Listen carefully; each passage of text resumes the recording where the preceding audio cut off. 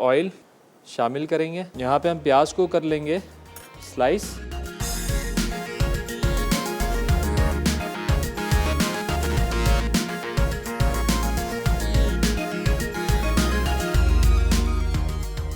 चलें, प्याज हो रही है हमारी ब्राउन।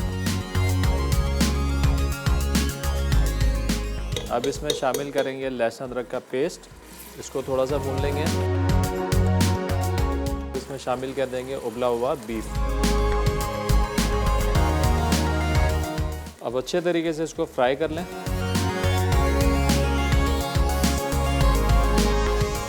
पिसी हुई लाल मिर्च, नमक, कुटा हुआ धनिया, कुटा हुआ ज़ीरा, आलू बुखारे, दही।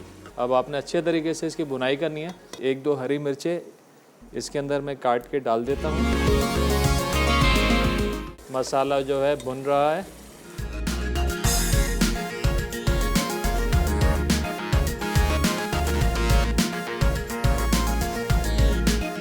चलें, ये मसाला हमारा भुन गया है। अब इसमें शामिल कर देंगे पानी।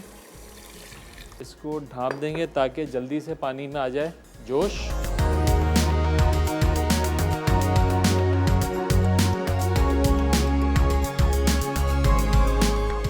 चलें, ये चावल निकल गए।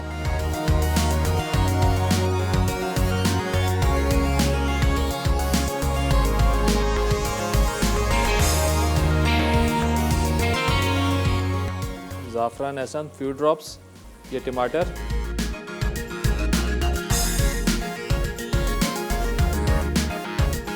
चावल,